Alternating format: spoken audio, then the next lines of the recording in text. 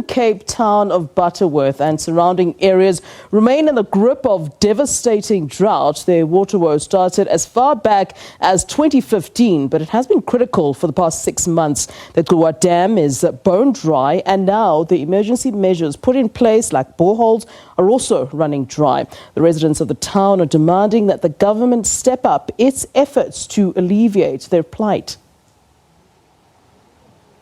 The people of Butterworth are desperate. Some of the borehole water is not fit for human consumption, but residents have no choice but to use it. Some of the other boreholes are also dysfunctional due to vandalism and mechanical breakages. Water tankers are also used to provide water to residents. They are pleading for help and even resorted to a violent protest last year. It's been rough. And it's been a very long time. I mean, I've even lost count.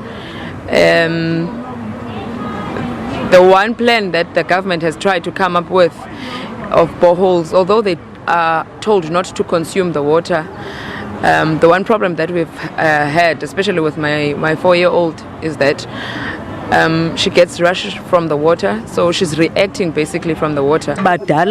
We are too old to use these boreholes. It is difficult for us to pump them. Some people are even older than me who don't have the strength to operate it.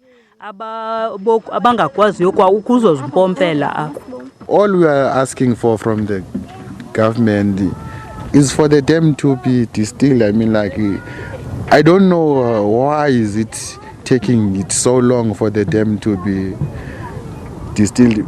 The economy of the town is severely affected by the drought. I used to spend a lot of money to get that water because sometimes I send the trolley people to go and get the water, and when they bring it, we sterilize it in order to be a little bit clean to help people. The National Department of Water and Sanitation have also intervened to augment the water supply for Butterworth. The DWS has released water from the Rickles Wade Dam in the last week, and this water is expected to take about 2 weeks to reach the Kai Bridge for water tankers to receive water from the water treatment plant, which is at Kai Bridge. The boreholes that were drilled in the area did not yield much due to the drought, which is intensifying in the absence of rain, and therefore runoff and recharge of water sources, even groundwater, runs out. The Amathole District Municipality is facing a large-scale water crisis as most of the local municipalities under it are facing day zero.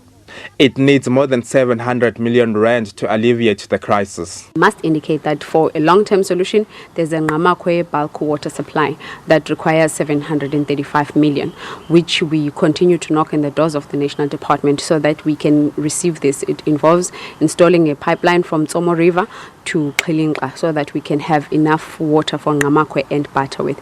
This project we started planning for it as far back as 2008, and in 2016 we got funding for it, but that funding was withdrawn by the National Department. The only short-term relief is rain, and lots of it.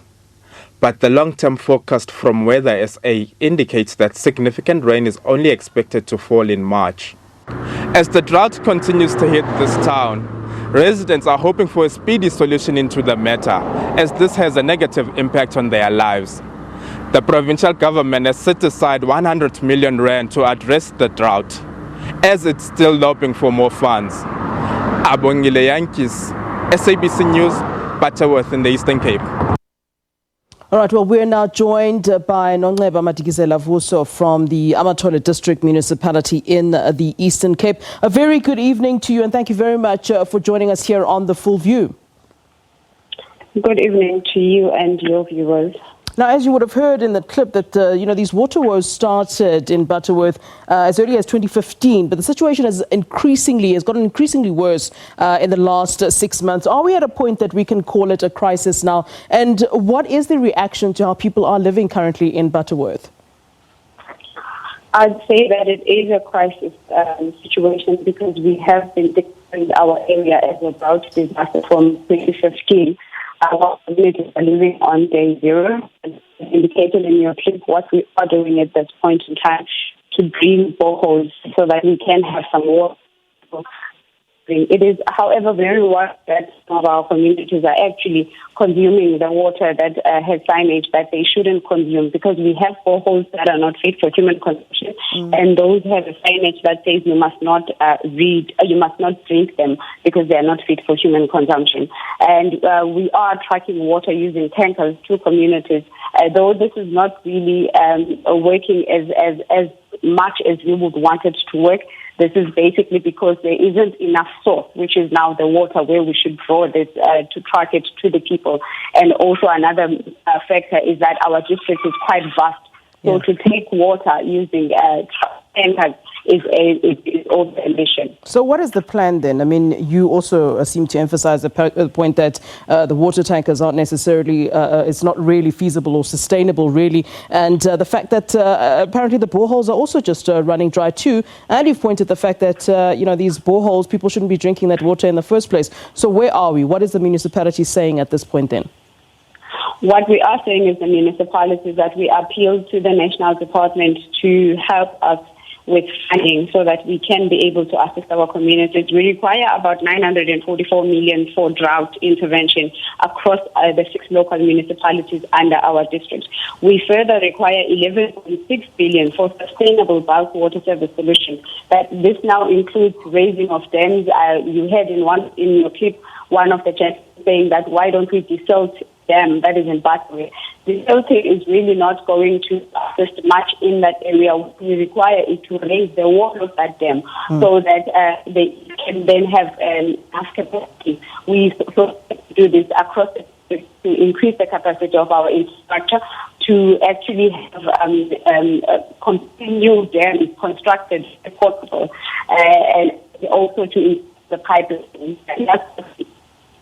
And the 735 million is specifically for the area of Namakwa, but it's not the entire district. All right. Well, unfortunately, it's not a great line, but just in closing, we heard in the clip there, one of the residents saying that they've sort of exhausted all possible options available, remedies available to get water. And perhaps it goes back to the point that you're raising, that people are ending up even drinking water that shouldn't actually be consumed. So in simple terms, in layman's terms, really, what is the message then to people in Butterworth who are struggling day to day with this water crisis, as we've now called it a crisis?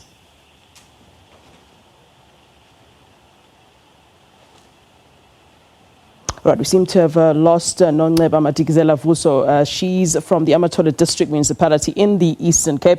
Of course, we are seeking answers about that, as the people in Butterworth, of course, are waiting to hear the final outcome about what to do with the water crisis in Butterworth, which started in 2015 already. All right, moving